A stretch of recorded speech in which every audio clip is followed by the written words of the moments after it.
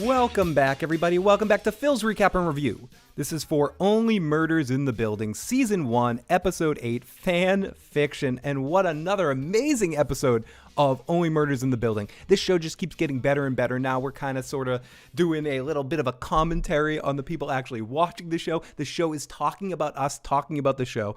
The dialogue of this program continues to be really amazing and something that I enjoy in an incredible way, episode to episode. And this episode really highlighted it. The bringing in of Oscar and Jan as main characters as well, and the detective becoming more of a main character too, kind of really creates a very interesting dynamic going on this show. I absolutely love it. And I think so. I think Junior Soprano possibly happened. It's possibly did this murder. It is a chance. It could have been Junior. It could have been a lot of people. And I think that's the awesome thing about this show. It set up a situation leading into these final couple of episodes where it basically answered everything. And obviously, spoiler alerts for everything Only Murders in the Building coming up from this point on further. Everything up through episode 8. But everything leading up through last week's episode 7 seemed to be gearing us towards the Demases, towards Nathan Lane and his son. We have that really awesome episode I didn't get a chance to talk about, but I have a voicemail about it from our good buddy King Baby Duck, who will be joining us next week for the second to last episode recap of the season to do some predictions for the final week. But last week's episode, we had that really interesting silent episode going on, which really showed the Demases to be some shady motherfuckers. And we led in that direction. And this episode sort of closed that out in an interesting way. They made it seem like Jan and her amazing pizza rolls. Martin Short can go shove his head up his butt. I want some of those damn pizza rolls. They look delicious. Who's not liking homemade pizza rolls? Him and his dip. He's been eating too much dip. It's screwing with his mind. But I'm, of course, not alone on this live Babble Fest. Right now, we got Mr. Iraqi Monster, Corey Mitchell, and AK in the live chat. Hopefully, some other people will be popping in here throughout the day as well. I also did an earlier stream today as well, so I'm double fisting the streams in one day. But I'm excited to talk about this particular episode. I had waited a whole week to discuss this series, so I missed it. I missed getting to talk about it, and here I am. Hi, everybody. I'm back. Hey, AK, Corey, Iraqi Monster. Great to see all of you guys in the live chat today, and anyone who checks this out at a later date, whether it be in the audio cast or watching it later. I do know that some of you guys are listening to our audio cast of Only Murders in the Building. So to those of you that are listening to the audio cast, thank you so much for supporting the show as well. And if you want to check out any of the last couple of episodes live in the discussion so you can share your thoughts, you can do that at Phil the Issues Guy here on YouTube. That's where I do the live streaming of the podcast. So if you happen to be one of the people that did subscribe to the audio cast, that's where you can find us live. And I usually do it on Tuesdays at either Tuesday afternoons or this next coming week, I believe, will be Tuesday evening. So thank you so much for all you guys that are checking it out. And thank you to people in the live chat for popping on in. I got soundtracked by Foundation, so I didn't get to watch episode 8. I need to check out the show. What streaming platform is it on? There's 27,842 streaming platforms, Corey Mitchell. My little box, I had a Stream TV box that came free with my internet, and I was using that for a while, which is Verizon's version of a Roku or a Fire Stick. So the thing just shit the bed. It messed up on an update, and I can't use it anymore. So most of my day yesterday spent re-signing in to all these apps that I've borrowed from people along the way because I can't afford shit. So every app I'm signed in is actually somebody else's. So yesterday, it's like you have to call people like you're sick or something. You're like, sorry to bother you, but I got to tell you some information. My internet thing got all fucked up, so I need the sign-in information again. But to answer your question, it is on Hulu. It is a 30-minute, each episode's around 30 minutes on Hulu series. We're now at episode 8 of a 10-episode season of a show that got already approved for season 2. So I do think now that we're at this point, I do think we're going to solve this mystery and then maybe Maybe we'll get a Mike Tyson's Mystery like season 2 where people come to them for a second season of the podcast and they have to go out and hunt out other murders in other buildings. Because I do think we're going to get a closeout to our storyline. I think this set this up perfectly. Made everything seem like it was the Demuses up until this point. Had a great episode last week that spoon-fed us a really interesting episode tonight that seemed like we closed everything out. Things seemed lighter and comedic at times. And I've mentioned this before. What I really love about this show is the way it juggles the genres. Not every show can do that. It creates a legitimate mystery that I am curious about and I am thinking about in a true crime podcasty way. But then it also separates that by being a very funny, wordy comedy. Lighthearted, but very funny, wordy comedy. And then it has some dramatic moments that fits in right here and there. And it also spoofs or does commentary really well. Like in this episode with the Arconians, the fans, the people like me. They're throwing the stones at me in a playful, fun way. Like every episode, this episode wasn't interesting enough because we didn't do anything. We had a whole episode about Sting that meant nothing. No one really likes that or cares about that. Just throwing that out there because there are people like me that are sitting watching this show and, let me adjust my camera a little bit, sitting and watching this show and thinking whatever they want to think and having all this analysis or over-analysis or analysis paralysis like we do here on the Issues program. But they have a sense of humor about it, a little wink and a nudge. I like that stuff. I like when shows do that when they are completely aware of themselves. For me, that forgives a lot of stuff. And this show doesn't need a lot of forgiving. But if it did, it also has a very good self-awareness. And continuously episode by episode, the chemistry of Steve Martin and Martin Short shine through disgustingly. And little comments back and forth. And then by this episode, and in episode 7, I had thought so much, and I had said it, they even mention it in this episode as a fucking meta commentary. When they show that Steve Martin has a girlfriend, they go, some of the people that the Maybellines or whatever they call them, that have shipped Steve Martin and Selena Gomez, that they're a cute couple because of the first couple of episodes of the season. I even said that on one of these podcasts, they seem like, I know it's not happening, but they seem like they have some interesting, good chemistry that could be a couple chemistry. And they make mention of that in this episode by saying, those people are going to be upset. I love that stuff.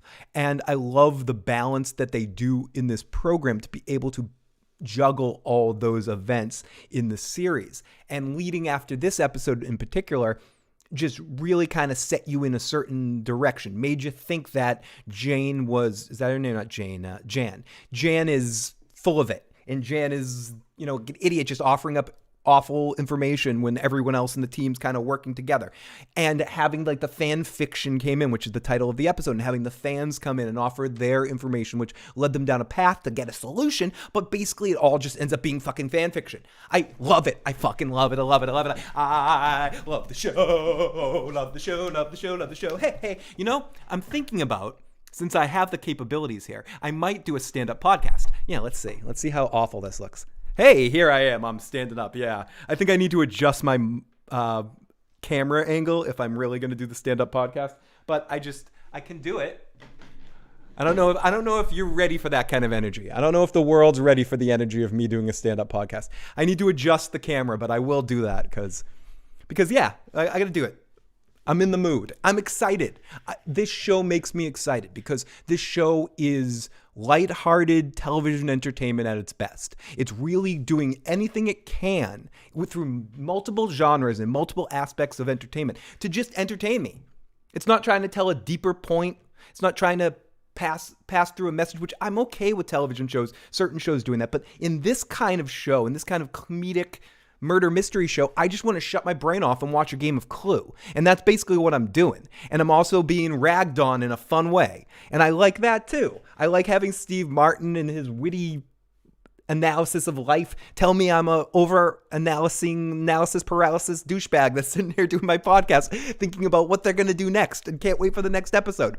I also like a couple of lines of sort of philosophical commentary that they throw in there about the modern age versus other ages of entertainment. There was a line in this episode tonight where one of the little kid that's part of the fan group leaves early, just to be like, I can't wait for this. I don't have the patience to wait. And they make a joke how, everyone's used to binging right now, that that people in the future will forget about the joy of having to wait week to week for a crumb of entertainment. And it's so freaking true. But you could tell that this script was written a couple of years ago or a year ago, because television is bringing that back, even through streaming means, even through the way that this show is dictating itself. It's almost a reverse meta sort of thing going on, because Hulu with this series, and I think I'm trying to remember who the first to do it this way, to sort of start releasing stuff again this way. It might have been Disney Plus, and then the other networks, I was going to call them, the other things just sort of followed along suit. And I'm wondering, Netflix still does the binge drop, but more and more of these apps are electing to not binge drop and just release one at a time, week to week, just on their streaming service, to try to use it as a carrot to get you to buy their streaming service. I talked about that a little bit earlier on the stream I did earlier, where they show you a great trailer and then they make sure that they go, make sure you buy your package. They want you to get the package, and these shows are like selling these things, because so many of the other stuff you can either steal, but it's the original content that I think is going, that they're trying to push sales of their app. So each app, instead of licensing out their stuff to a different app, every franchise, instead of licensing up their stuff to a different app, they're trying to create their own app for it. That's what you see with the Marvel Disney thing, where you had the Marvel properties on Netflix for a while, and then once they have their own streaming platform, you saw all that stuff disappear, because they wanted to do their own stuff and they wouldn't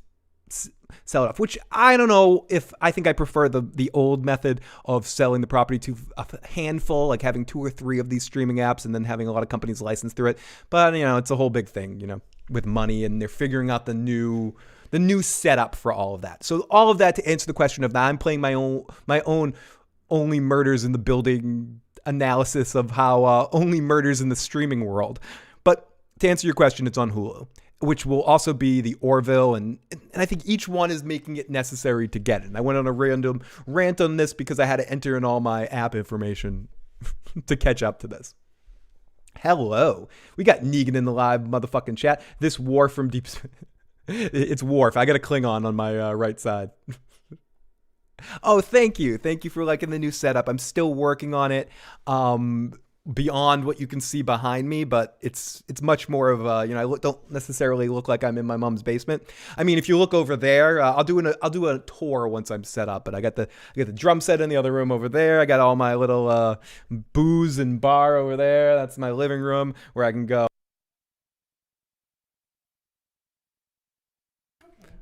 I can have Alexa turn a red light on back there. Sorry, I muted myself so you wouldn't hear me talk to Alexa in that pretty way I do. Lucille says hello. Keep that fucking bat away from me, Negan. Negan, you and I got a deal, buddy. I listen to your monologues, but keep the bat out of my fucking face. Great to see Jay in the live chat. I'm not into the show. I'm here for, and that's okay. I appreciate those of you that come. And I think at this point in time, most people that come check out here are here mainly because they like everyone in the live chat to have have the fun goofiness in the live chat, and here for my goofy silliness as well, and I appreciate that. So and I don't care, watch these shows, don't watch these shows. If you don't care about spoilers in things like that, I am absolutely don't care if you watch the show or point me in weird directions in the live chat. That's what makes this fun for me. If I was just reading word for word what was happening and just having to talk about a 30-minute show, I would literally be here for 15 minutes. I'd be done. I already talked about the episode, right? I said my thoughts. I love it. It's awesome. There's my review. Everyone, thank you so much. I'll talk to you next time. Bye. That's basically it. I need you guys. I need it. I need it. You got to get Jadzia and Kira back in the view. I really do. And you know what, AK? When you're right, you're right. You're always, and AK, you're always right. Excuse me for a second. We're to get in the recap here.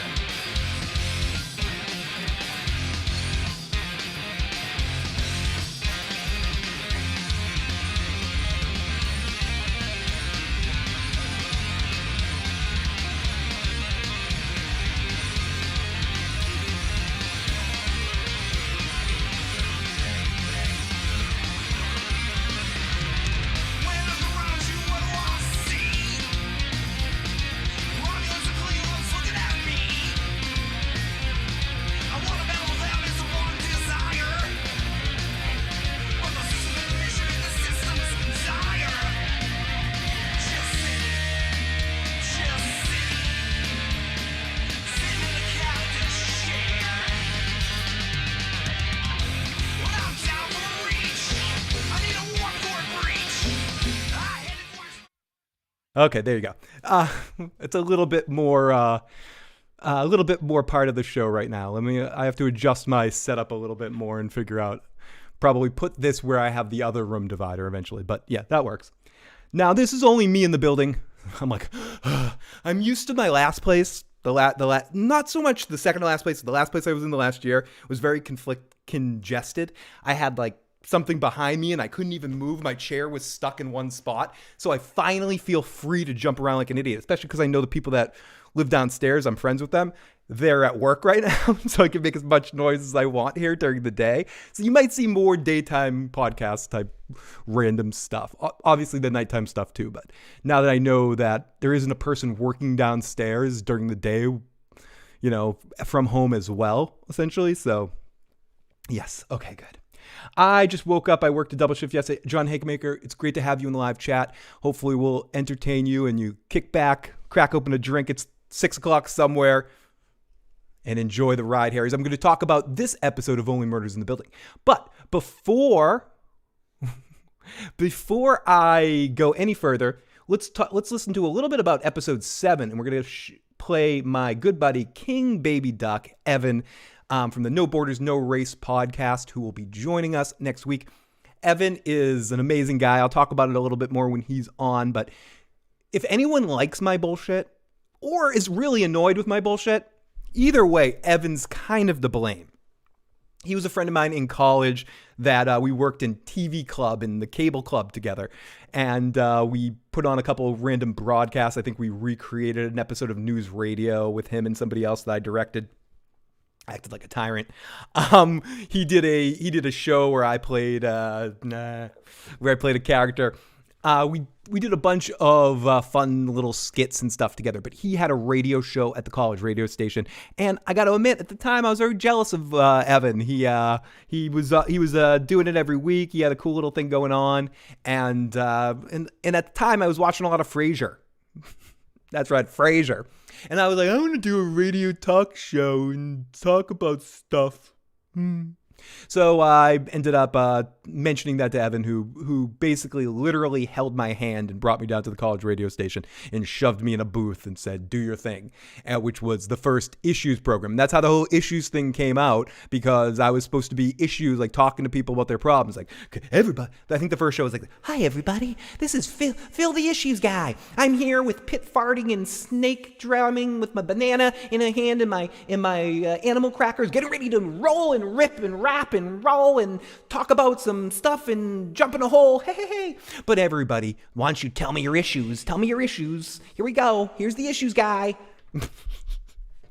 So it was something like that. I don't even think and then we had like a whole afternoon where it was myself, him, and this guy, Scott Void, who we had sort of like an evening. It was Wednesday evenings where we had like a 6-hour stretch where we just sort of took over the radio station, and that was the start of all this bullshit. So huge thanks to Evan, who will be joining us next week to talk about this show. Evan is also an expert in anime stuff and has been trying to get me to watch anime for years. But that's why we never do stuff together, because he's like, you want to do this anime, Phil? And I'm like, ah.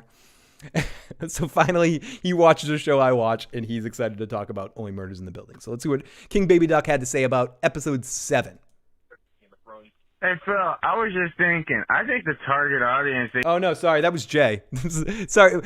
Yeah, well, that's Jay, our good caller, and that was from the last... If you want to hear the rest of that voicemail, please check out the last podcast I did. Here's Evan, who's going to be on for a little bit with this message, so we're going to push pause for a second and let Evan take the show over while I go and grab some water. So here we go, our good buddy King Baby Duck sharing his thoughts of episode 7.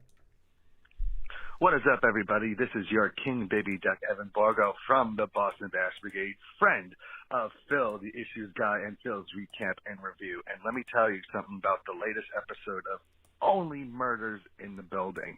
First off, the overall presentation of this episode was just stellar.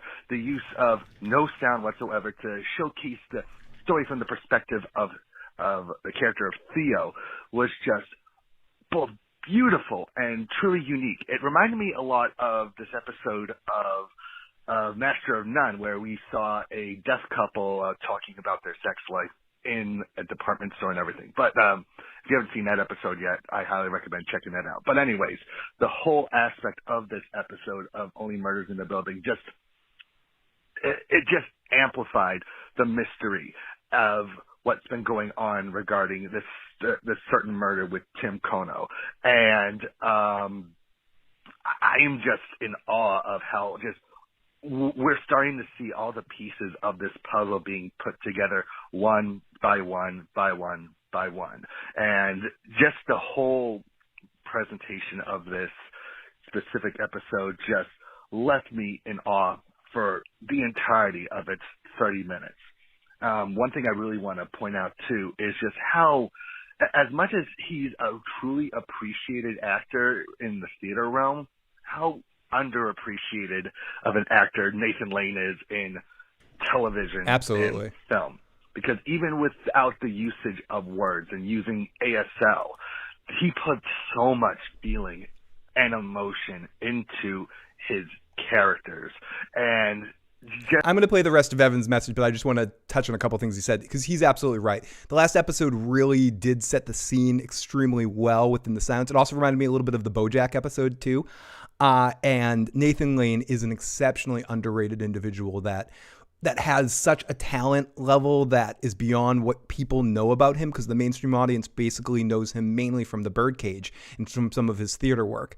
A lot of little bit parts and like roles here and there that Nathan Lane does, that he has creepy, awesome actor upside. Anyways, let's get back to King Baby Duck. Just seeing how he is and how he's trying to care for his hearing impaired son Theo and everything, it just left me such in awe. And then just how every piece of that puzzle starts being put together, the murder of Tim Kono and everything and its surrounding of Theo and what really happened the night of that murder from the top of the building a couple of years back. Just, oh my God, this is Emmy-worthy stuff. So if you haven't watched, I apologize in advance if I spoiled a lot of stuff here. No, you're fine, Kev. I'm Kev. This episode, I think, cemented Only Murders in the Building as the most must-needed watch show of this current season. Not to mention, I really want to give a little special note to the Scrabble scene in this, which had me howling with laughter. If you know what I'm talking about, I think you would feel exactly the same.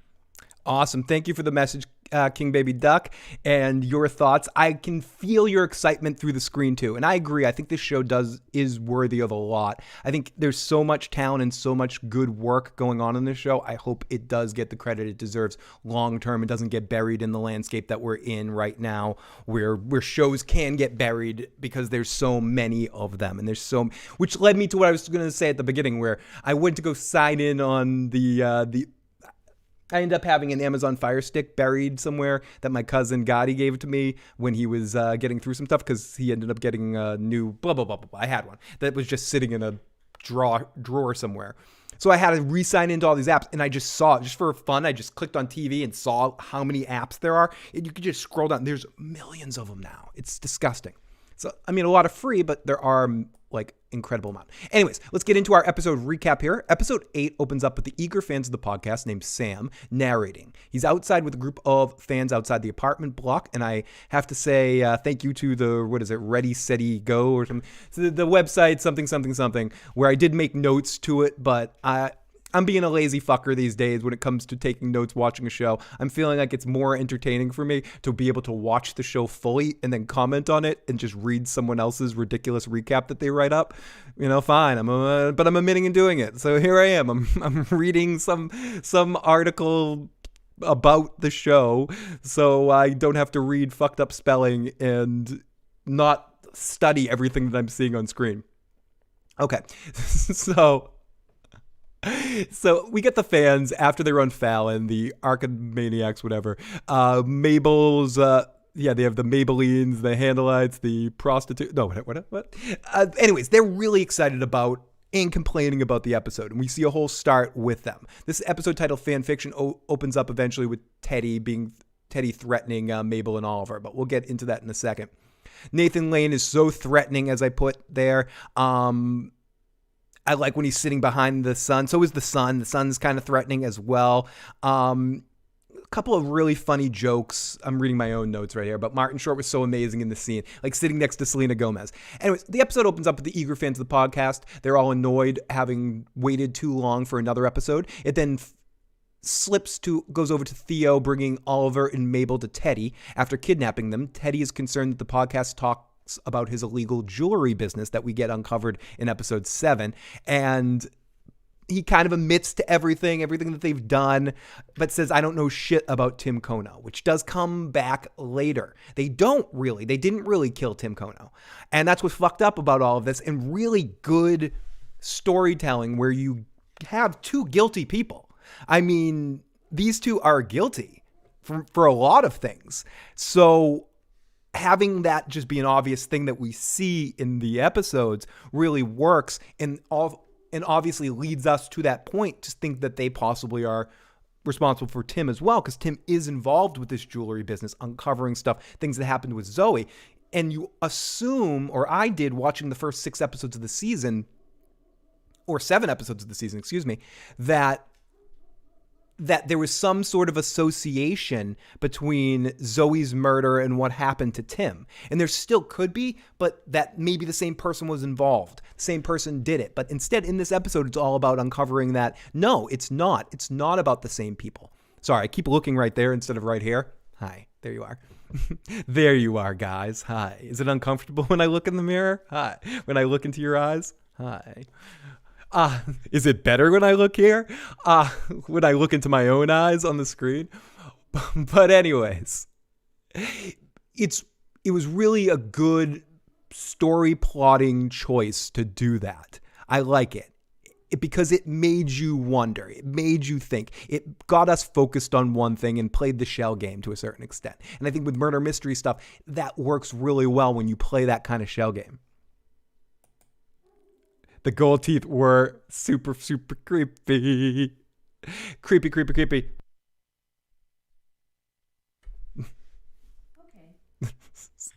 Okay, thank you, co-host. Thank you, computer. I feel more than ever like I'm in Star Trek right now when I talk to Alexa. That's why I'm muting. I don't want you guys to hear how much joy I take in my voice when I talk to this fucking thing. And I'm like, hey, Alexa, tell me your rule of acquisition. And then we'll see.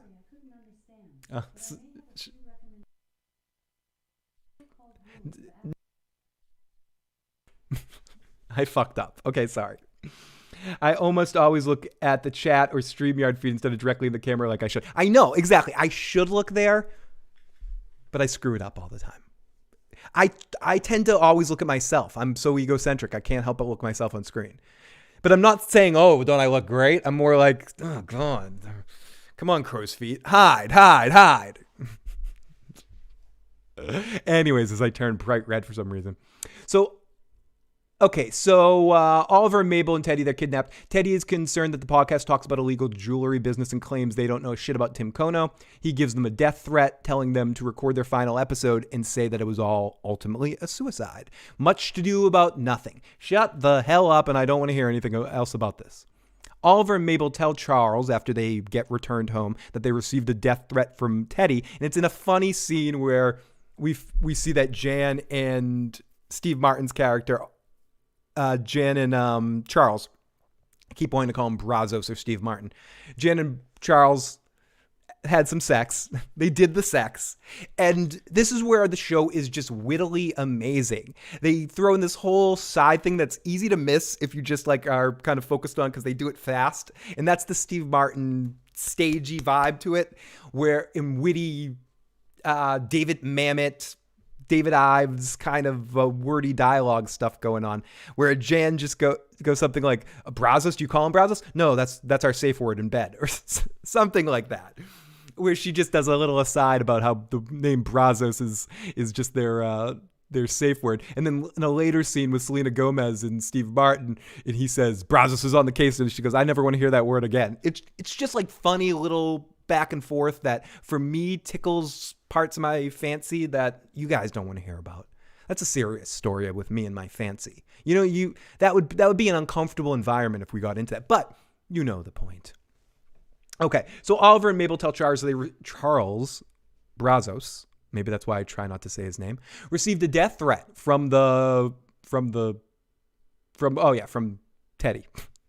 So now things are serious. Jan, who seemingly has just joined the team at this point in time, because she's there. She's Yokoing the situation, just joining the party. But I think she's being very helpful from the very beginning.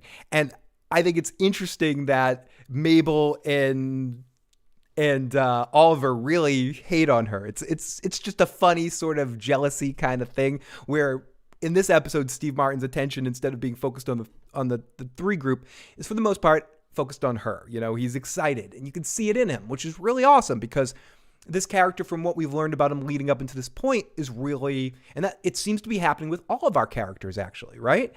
Steve Martin has had nobody, and he's been alone for so long. We're seeing, and this is where I mean the show is able to get this like pathos and this deepness to it as well.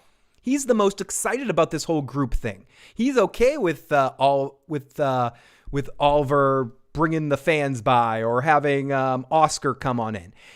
Like, he's fine with there being a team. We got a little community here. Oliver is making money and has a successful podcast, and he's getting what he wants. He's getting that fame and success and being able to put on little stage plays and stuff. And Mabel is getting people that accept her for her being a little, edgy and reconnecting with someone like Oscar that was someone she lost that has a connection to her childhood and getting to have like a romantic situation, and they're all growing as characters and people on a fucking 30-minute situational bullshit comedy that's set up in a murder mystery kind of silly dynamic. And when a show is able to do that, I'm way impressed that it is able to mess with both those things. Sorry, I'm hearing some banging outside the bang. I heard another bang. Who's banging? Am I talking too much? No one's downstairs. I'm in this place alone. I'm just still learning these neighborhood sounds. I think anyone that's ever moved, especially when you move a lot, you get used to the act of having to move and change your shit around, but you don't. It takes you a little bit to get used to the new house sounds, especially now that I'm listening in through a microphone, so everything is expanded. Okay, I almost... Okay, so Oliver and Mabel and Charles received a death threat. Things are now getting serious. Jan, who is seemingly in the podcast group, reveals that her and Charles went through Tim's phone, showing that Teddy kept Tim quiet, like told him to shut the fuck up about everything, and threatened him many times to keep the secret about what really happened with Zoe. So that's why he ended up lying about Oscar, and that explains all of that. That explains that part of the story. There's still a few things left up in the air. Who is the dead body at the end of episode 1? I think is, above all else, is a very big important part of all of this. And who killed Tim Kona? Exactly. I gotta let the house get used to all my sounds, let all that stuff, get used to all the weird, strange house sounds and noises and all of that. I put some of deafening stuff. The first night I was doing this on Tony's channel last Wednesday, I was echoey. Now I'm filling this place with more stuff. That's starting to go down, but it's true. You gotta get used to all the weird little sounds of the new place. All the different dogs in the neighborhood making the big barks that you can probably hear in the background. I will always have dog friends on these podcasts from now on. I always wanted a Jack Russell Terrier because of the Wishbone, the PBS show. I think someone said earlier that they got a Jack Russell because of Frasier. And a lot of people did. A lot of people wanted Eddie's. And I believe Eddie is also my dog Skip from that movie. I think that dog's name was Moose, if I could be wrong about that with my actor stuff, but I think if you look at Eddie's IMDb page, he was also in my dog Skip, and I think there's another dog in that family that were in some other movies and television shows too. I think it's a show dog family. Her name is Lola. She is a show dog. So it fits. Theo brings Oliver and Mabel to Teddy's after kidnapping them. Teddy is concerned that the podcast talks about his illegal jewelry business and claims to not know shit about Tim Kono. He gives them death threats, telling them to record their final podcast. Okay, so Oliver and Mabel tell Charles they received the death threats, and Charles, they went through Tim's phone to keep Tim quiet. So the podcasting team decides that they need to go meet up with the Detective Williams in another hilarious Brazos moment. Steve Martin is in the freaking zone in the series. He just, like, the way he's whispering and the way he's setting this like he's on his late 80s, early 90s TV show and always on a TV show and always going. I feel like Steve Martin warmed up a little bit as a performer again because he's been on stage, been in, like, different contexts, and he's owning it at this point.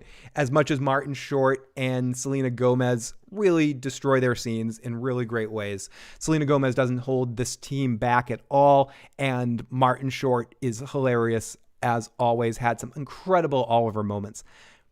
The star of this show for me right now is Steve Martin because he has more of a star factor than any of the three of them. And people can argue with me if they want, but Steve Martin was like the biggest star in the world or a huge, crazy movie star two different times. One is like the biggest leading comedic male actor in the business for a 3 or 4 year period of time, maybe even a little longer, where his movies were very effective and very entertaining and people went to go see them just to see Steve Martin. Martin Short has sold movies before, but usually he's the funny secondary character or, you know, needing another lead, like an Inner Space, needing, what's his name? Quaid, Dennis Quaid, right? Dennis Quaid? Needing Dennis Quaid for that, or in Father of the Bride, needing Steve Martin, or in, like, Martin Short has roles, Three Amigos with the other two guys.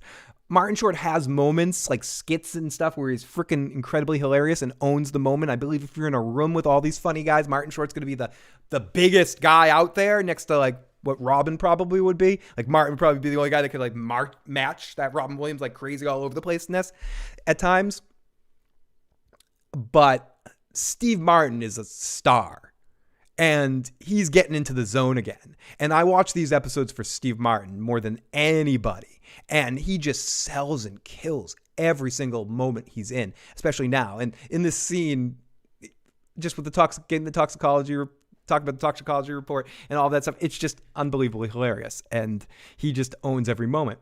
She submits, and it's great to see him back doing work. I don't care if this show's popular. I don't care if, like, it's the biggest thing on television. I just like to see that Steve Martin is out there doing funny work again in a show that people are watching.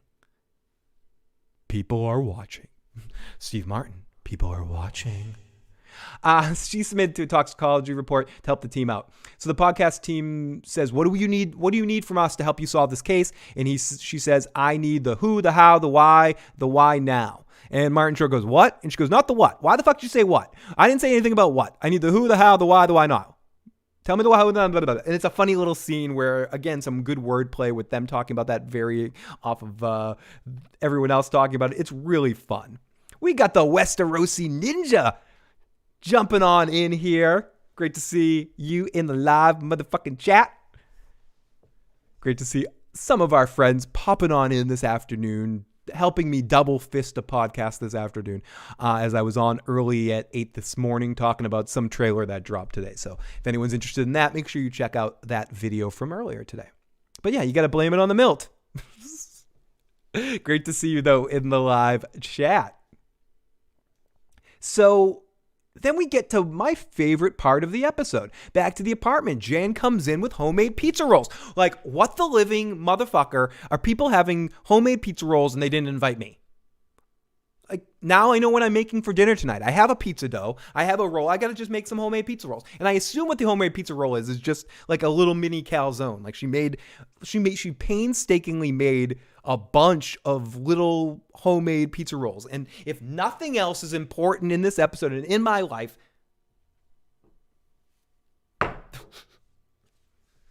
I need some homemade pizza rolls. Thank you, Ian. The Westerosi Ninja and I are watching this season of Survivor. I'm just catching up to it.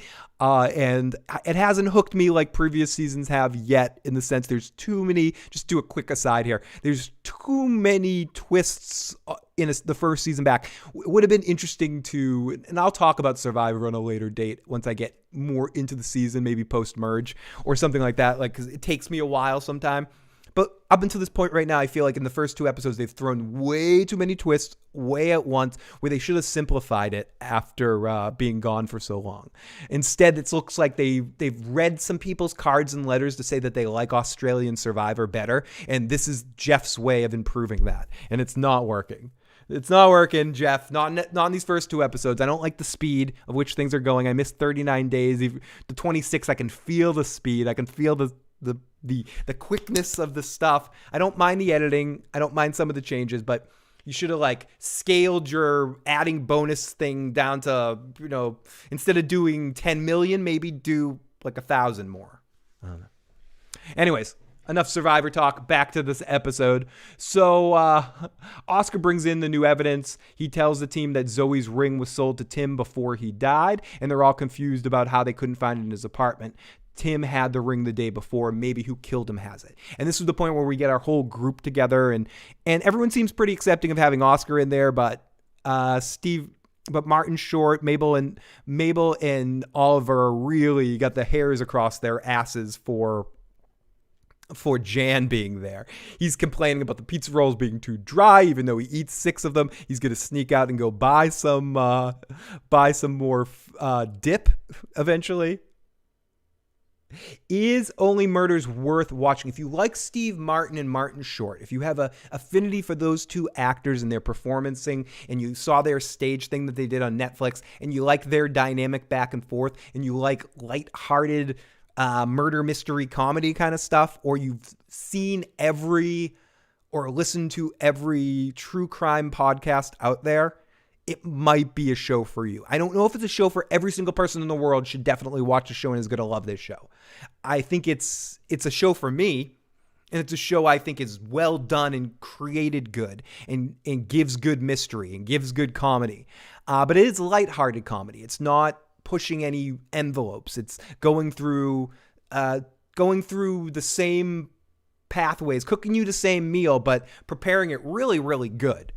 So yeah, I would say watch the first episode and you can get a vibe for the dynamic of the dialogue and the character interactions. And if you like that, you'll like the series. It's all about that. It's all about if you can not even just stomach. If you like Steve Martin and Martin Short, and because Selena Gomez does fit in with them. I don't have any Selena Gomez baggage with me. Someone that might not like it because they really hated Wizards of Waverly Place or don't like her music or something. But I'm not familiar with her music, and I didn't watch the Waverly Place show. So she's this is my first exposure to her, so I don't have any Gomez baggage going on. So, yeah, so that's why I tend to say if you like Steve Martin and Martin Short, because it's their show, it smells like them all over it. I like that, Ian. I like that. And any show that Phil says he likes, well, I like it too. Back to the camp to get some visitors. Kill. Jason Voorhees, back to another Tuesday. Thank you, Jason Voorhees, for taking time away from Camp Crystal Lake. And I know your season is almost over, so you have a couple of few those late release camps or those day camps that do so before the winter happens and you have to go into a little bit of hibernation. So or go south for the winter. Jason Voorhees, thank you so much for taking some time and popping in the live chat. If they played one of his songs. I think that's the only thing I know about her is the Biebs connection. That would be amazing. What the fuck? I'm already subscribed. Wonder why I don't get your notifications, AKY. And honestly, I've said this before about my channel too. And if you're subscribed to somebody here on YouTube that you used to follow, especially if someone doesn't fall to the conditions and like the baseline of what YouTube is trying to produce now, these conglomerate company kind of shows that get out there, the emergency awesome stuff of the world, or these machines that are going. And if you're just sort of like a regular creator that used to get notified all the time when people would watch, they're letting people know less and less about the indie YouTuber, so to speak. So unless you're past a certain point, what I suggest doing to try to get notifications for some of your lesser subscribed channels, I would say like 20,000 subscribers and below, like channels like that, make sure you unsubscribe and subscribe again. Don't unsubscribe and never come back, but unsubscribe, subscribe again, and hit that follow button. And then you might show up in the new thing, in the new notifications. Also, you might start getting those notifications again. The people I've told to do that after saying that they didn't get notifications for shit have started getting notifications again. So I think temporarily that might be a fix for your channel. Unsubscribe to the channel you like, subscribe again, and hit the follow button. And it should go up to your queue, so to speak, and they'll let you know. Because they still decide right now who they let you know when people go live now, where they used to just send an alert to every subscriber. That does not happen anymore at all. I've seen it in writing in front of me. We don't do that anymore. That's not what we do. So if you're subscribed to someone, it means literally nothing right now, essentially, except you can see the videos on that side panel and kick on it. Whether they alert you or not, it's Russian roulette. I've done a podcast. I'm sure I did one earlier today. For whatever reason, or a couple of weeks ago when I got drunk on one of these because of super chats in the morning, I did a podcast right afterwards that more people were aware of than the one I did right before, just because it's a dice roll. If they let people I haven't got a notification in years, but because I did like 2 in a row, other people got notifications. So it's a complete crapshoot right now. Exactly. I noticed yesterday YouTube unsubscribed, and they've done that as well. They've definitely unsubscribed me from a few channels as well. So check your subs and make sure you are subscribed to the channels you want to be followed to. And I almost sometimes think if I just started, like a new channel, you'd get, and people were just watching it without subscribed, you'd probably be notified more. But for now, if you want to be notified when I go live, either I will tell you basically when it is Sundays, Tuesdays, and random times when topics I want to talk about. But basically Sundays and Tuesdays are the 2 days that I will be doing live streams. Sunday nights at 10:35 p.m. and Tuesdays will be varying either during the day or in the evening. When Matt gets back for Sopranos, it'll be in the evening. And for now, only murders have been during the day. But I'll also be doing an occasional one of the final 2 this week in the evening to help, depending on Evan's work schedule next week. If Evan has Tuesday afternoon off, we'll do the afternoon. But if he doesn't, we'll do the evening. So I'd be afraid. It would be we'd have to do a Machete podcast. We'd do the movie Machete, Jason. So Oscar brings in new evidence. He tells the team that Zoe's ring was sold to Tim before he died, so they're confused why they couldn't find it. Martin Short did not invite you, and Martin Short brings the dip. He says, I didn't invite you here. I got to get some dip because these pizza rolls are dry. And then Steve Martin says, just to complete everything from earlier this season, the gut milk will go great with these pizza rolls. Outside, the fans tell Oliver that there can't just be one suspect due to the logistics of the situation. The timing of the fire alarm and the logistics, they just don't match up for one killer. And Oliver has an aha kind of moment where he brings the fans in. And this is in this moment where you get that line of dialogue. The fans of television, of entertainment these days will never know the pleasure of just getting a crumb of what you want and then having to wait excessively long. So Oliver invites the fans in, and they turn out to be actually helpful in the moment. They want to do a role play scenario from the night that with Theo being the murderer to see how it shows out on screen. Tim learns about Teddy's illegal jewelry business, Jan, and that's basically led to his murder. Jan tries to contribute, raising another suspect about that cat dude, the guy was a suspect early on that said his cat was murdered or cat was poisoned, that could have poisoned the dog as well, and was a really kind of suspect in a lot of ways, but they sort of gave up on him as a suspect because he told them that he fainted when some blood got shown, even though that could have just been him having some sort of post-traumatic stress disorder from killing somebody before, and then having a moment where he was more affected by that. Or it could have just been an act. A lot of things are possible in this scenario because there is a murderer in the goddamn building and someone that we've seen before. I've said this a million times leading up to this. I could do a whole podcast just saying this over and over again. We know who the murderer is. It's been shown to us. We just don't know yet. Like, I think enough information has been shown and thrown and pushed and pulled, and I'm a poet and I don't even know it. I got to stop this rhyming. Stop this rhyming. I mean it. Anyone need a peanut? Ah! So, I can't help myself. My name, as I look like Mandy Patinkin's ugly brother. My name is Mandy Patinkin. You killed my father. Prepare to die. I look like a cross between the six-fingered man and Mandy Patinkin as Inigo Montoya. So, anyways, Theo being the murderer and Tim learned about blah blah blah blah blah. Jan tries to contribute, raising another suspect about the cat dude. No, but Oliver obviously doesn't want her here, telling her to shut the fuck up. Shut the fuck up, Phil. And she leaves. But when she gets to her apartment, there's a note on the door saying, "I'll be watching you." Was that a Sting thing? Could this just be Sting leaving her a message that he's like telling her what his favorite song is? But no, because later in the episode we see that she's been injured. So we go over to Oliver. Oliver's just mean. He's just mean to her. Oliver puts on a play of how things happened, and Steve Martin is like, is Jan mad at me? And they're all, yeah, she's very mad. So the podcasters sit down to record their final episode in front of the fans about Theo and Teddy. They conclude that they're responsible for Tim's death. They out them from their whole jewelry situation. Detective Williams heads to the apartment to arrest the pair, as she jokes later that it's a weird landscape of entertainment and crime where just them putting out the podcast and saying who the murderer is enough to have her send there to take these two into custody.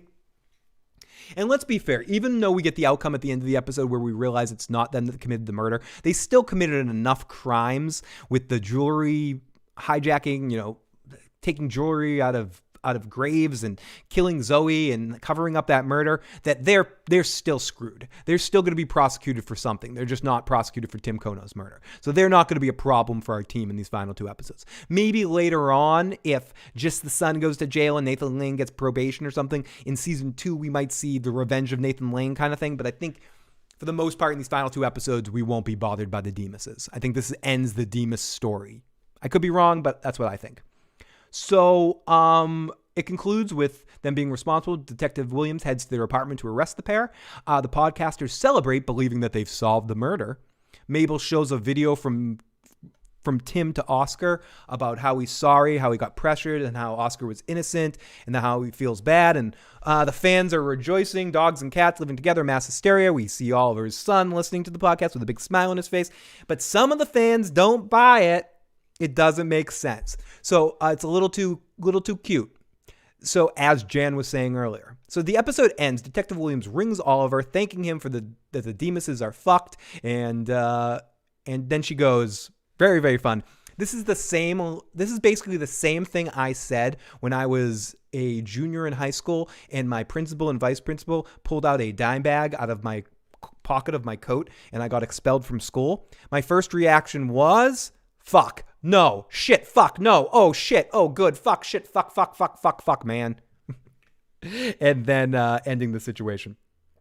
So that was my whole thing. And sorry, I'm scrolling through.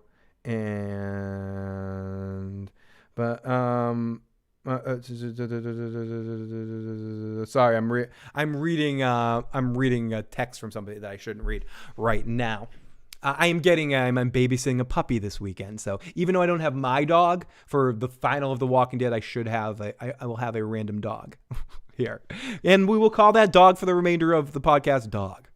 So that dog will be Dog. Sorry, I had to do some work as my real life job is working with animals, doing like dog walking and pet sitting and stuff like that. Now that I'm sitting in this new place that allows animals, I'll be doing a little bit more dog boarding. So you'll see some random puppies and maybe some cats too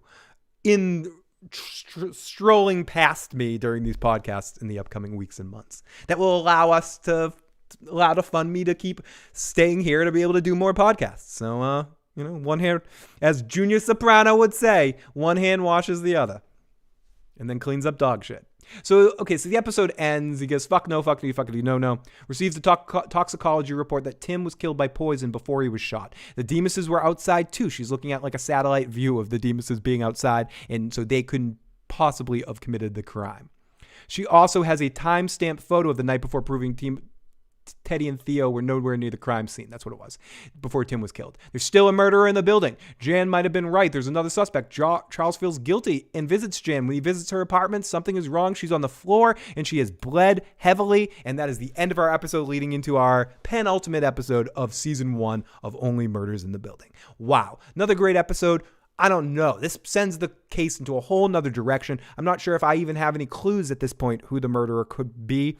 I still think bringing back the guy whose cat was poisoned, I think, is an interesting possibility, and they're definitely going to go down that route in the next episode with what happened to Jan. And I think we're going to, hopefully Jan is all right and not killed as well. We also have to see who does Mabel end up above that is murdered. So there's a lot of interesting stuff coming up soon. I love this episode. This was one of my favorite episodes of the season, and I enjoyed watching episodes 7 and 8 together. They worked really well together. I wish this is a series I wouldn't have minded a few episodes coming out, but I do like the week to week feeling. I must admit, I enjoy the feeling of stuff being denied to me and having to wait. Some shows I want to binge watch. This is a show I probably would like to binge watch. So if you haven't started yet, you can either binge watch starting next week to catch up to the finale, or wait till the season's over. So I'll take a couple of comments in the live motherfucking chat and then wrap this up, as I've already did another hour or so podcast earlier. If you guys want to hear my thoughts on the new House of Dragon trailer, when it just dropped, I woke up, I was doing it like 9 o'clock this morning, bright and early. So help that. Jump over there, give that a like, and check it out and help it get to a few more people. So thank you so much. I appreciate that. So let's go into the live motherfucking chat for a second. Phil Leotardo. Yep. Phil the Issues Guy Leotardo.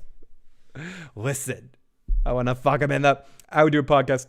Most people have their channel notifications set to default personalized setting, and it takes a while for YouTube to figure out what to notify you for, if ever. Absolutely. He is 100% correct as well. They're trying to get you that perfect suggestion pane where it's not even like the main pane that you go to when you turn on your YouTube channel isn't even your subscriptions. It's basically their suggestions on who you should subscribe to. It's another page that you have to click on just to see your subs. They used to at least put some of your subscriptions in the so they're trying to get you to suggest the stuff you watch, not the stuff you are necessarily subscribed to. So they're trying to spy on you, see what you watch, and then suggest more of those kind of videos for you. So you don't actually ever have to go into your subscriptions. It's just videos pop up that you want, like a fucking TikTok algorithm. Because everything is copycat these days. You can't have an app individual to itself and have individual features. If something's successful, you just have to make sure your app does it too. Because we all have to have them all be the same. They all have to have that story thing now after, I don't know who did it first, Instagram or Snapchat. One of the two did, but all of them got it now. All of them got those stories now. Twitter had it for a while. I think they ditched it, but for a while they had it. Every video thing needs the shorts now. You got the TikTok and then Instagram. What do they call the Instagram? They have a name. Reels. Instagram Reels. And then YouTube released the shorts now. And you got to do it. YouTube lost ground to Twitch in the streaming. Gotta change us. Well, that's pretty good. Like, copy Twitch's streaming, because YouTube, we need all those little features too. I want all those little features. But you know what I mean. It's like we just live in sort of like a copycat app situation right now, where if something works, you just have to copy it. And that's why they changed from a subscription and tag-based system to an algorithm-based suggestion system. And again, I've seen this in writing. They basically, we used to be a new, no, not anymore. Now they want to be able to have you, after you watch this video, they're going to autoplay an 80s movie, because they want you to know that we have real movies too, not just idiots like this guy. So, anyways, I'm talking against the mainstream. That means the mainstream YouTube algorithm. That means my video will be buried. But I do appreciate those of you that keep checking out my stuff and popping on in here. I appreciate it. We're never gonna stop talking the truth here. So, okay, let's continue. A couple more comments. What happened to my dog? I am in a situation where I don't know why I paused. I got a divorce a year and a half ago or so, and whatever it's been now, whatever. I got a divorce, and both my ex and I are reasonable human individuals that neither one of us wanted to let the other one live without the dog. So like any good compromise, we're both unhappy and we trade off the dog every 2 weeks. We do sort of like a no contact thing where we drop off yard to yard and sometimes do like a quick switch off or something. So, and the dog gets the best of both worlds and gets to enjoy getting spoiled in both situations. And it's very, very little like arguing or, fights about, just that we both want the dog more. So like I said, in any compromise, both people have to be unhappy and happy a little bit. So I'm not saying we're perfect or anything, but we did compromise on that factor that both of us didn't want the other one to go without the dog. So I only have the dog here every 2 weeks. So that is where my dog is, and why sometimes you'll see a stream where you see little Lotus and sometimes you don't. So all good in that, and but I will have some other dog friends popping on in here from time to time, and getting a cat relatively soon. So that you'll see probably on that chair behind me, standing up, hopefully waving to the camera, but maybe it'll be an antisocial cat. Could be. Some cats are antisocial. Some animals are antisocial. I'm antisocial. Ooh, I love grilled cheese off the radar. Yummy. TikTok is the noisy for those pesky wheelchair kids. If you make unique apps, someone else will copy it. It's true. And they'll want to add it to they're like the Borg. Every app is like the Borg now. I want to add your individuality to use my collective. That's basically it. And so Jay left a message, and let's listen to Jay's message, and then we'll start to call this a stream. I need some food. Hey, Phil, why don't you recap the show Peacemaker or whatever on HBO Max? Seems like it's going to be pretty funny and stuff. All right, later. Awesome. The show Peacemaker. I will try to check that out at some point in time. I haven't watched it yet, but I'm also always looking for new shows. Right now, I'm still in that settling into my new place thing, which means I'm watching a bunch of shows I've seen before to give me comfort. But in the next couple of weeks, especially over the winter, I'm going to need some new shows to talk about and some new shows to podcast about. So I will absolutely try to catch up on that show. Thank you for the suggestion, as always, Jay. And we got one more voicemail right now from area code 403. It's your friend by the lake. It's your Jason Voorhees. Oh, no. Hey, I just talked to Joe Dirty, and he told me that if you get your cat and you name that cat, he said he's going to buy you the biggest bottle of booze he can find because you would be like, look at it. Oh. Drop the mic. Game over. You know it. Voorhees out. Voorhees out. Did you hear the machete get dropped at the end of that message? You know what? Hey, I'm going to name my cat Cat. Hey, Cat. Come here, Cat. I think I might have to do it. This is a request from Joe and Jason Voorhees that will stab me in the night. Knife to the back of the head. That's why Jason Voorhees and Joe are such good friends. But all the knives to the back of the head. Fucking evil bastards. We've got some Locutus of Borg. Resistance is futile. And you know what? Resistance is also futile. Resistance is futile for my excitement to be into this final series. Make sure AK, pop it in the live chat if you haven't already. I think AK is going to be on tonight with our good buddy Fandom D Saint and DJ11 talking about some good stuff. So make sure you check them out. AK will tell you that in the live chat if you're watching the live chat right now. If not, make sure you check out those guys at a later date. All good people, fun stuff out there. And as I mentioned, people need more help than ever now. So if you are fans of your show creators, myself included, not just other people, I'm not just going to go all Santa Claus from Miracle on 34th Street here. I need help too. Make sure you go out there and spread the word as much as you can, because more than ever, the indie YouTube creators right now need your help to get out to as many people as possible as we're working against a wave in some ways. So that's trying to wash us out. So until there's another platform, we appreciate you guys supporting us here in helping spread the word as you do. And I know for myself, the only way that I've gotten this far and been lucky enough to have you guys is through the word of mouth and through you guys spreading the word and through the help of other creators, namely specifically Devin and Carmine and Tony, more than anyone in those three have like helped spread the word for me. So I thank all of those guys so much as well as you guys, the listeners that and the viewers that help spread the word and keep me doing this at this point in time, many years later, and still have even a handful of people in the live chat to talk to. It means a lot, and yeah. And anyone else any other creators that are out there want to promote me, amen. I'd still want to work with you. So anyone out there is like, I like this guy. He seems pretty okay and chill.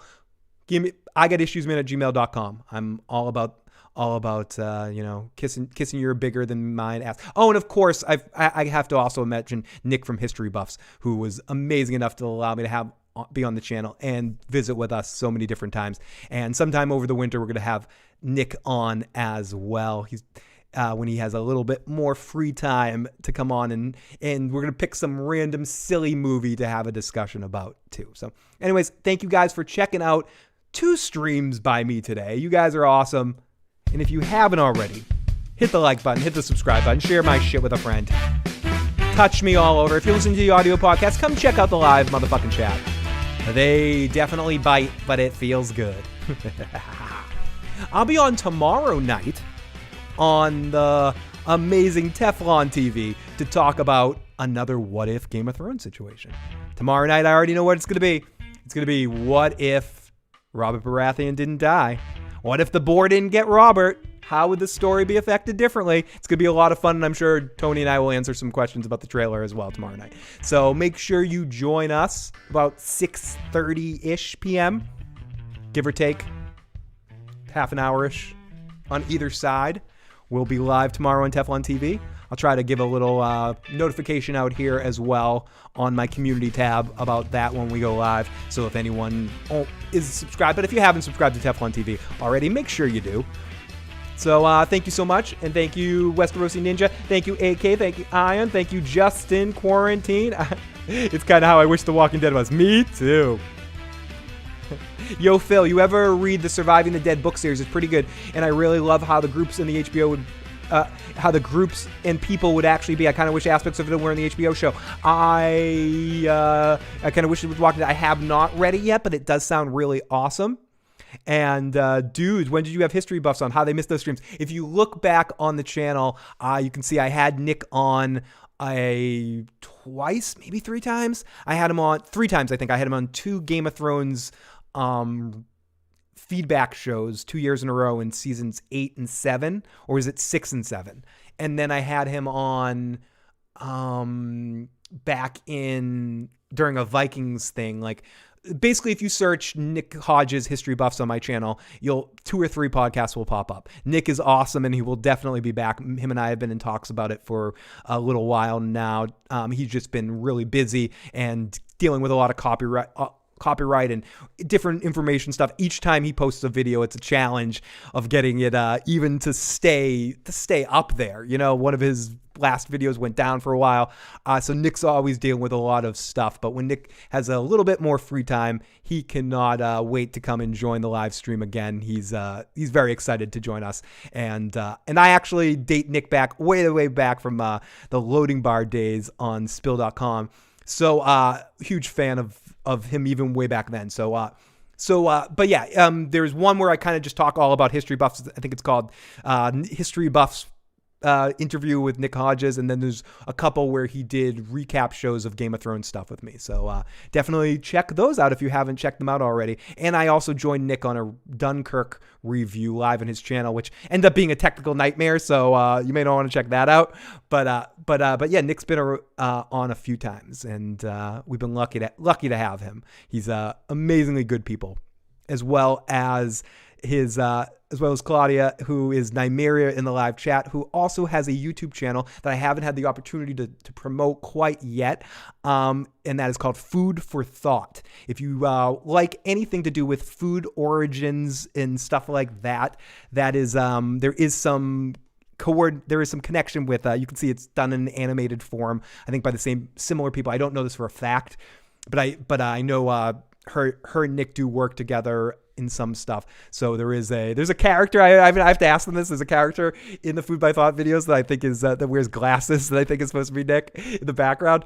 But I'm not sure about that. But amazing channel. She does a really excellent job. I think there's 3 episodes so far, maybe 4. One's about the Philly cheesesteak, and it talks about like where, the foundation of the food and where it came from, and does it in a really fun, kind of unique, interesting way.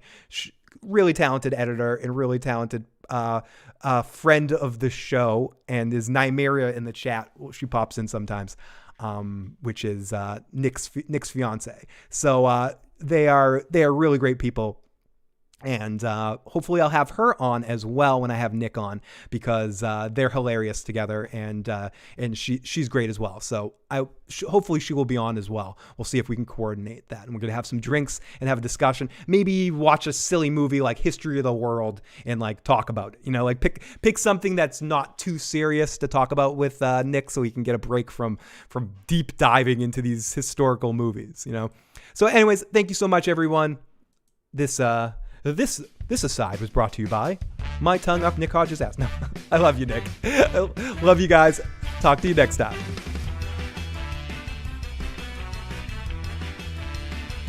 I think it was 3 times. It was 2 times. I think it was 2 times, and I was on his channel once. I think that's why I remember 3.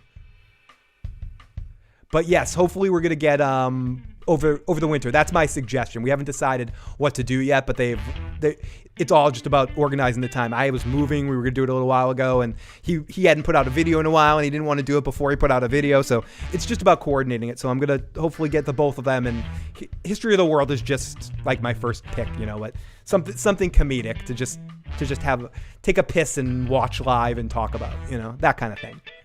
Everyone, thank you so much.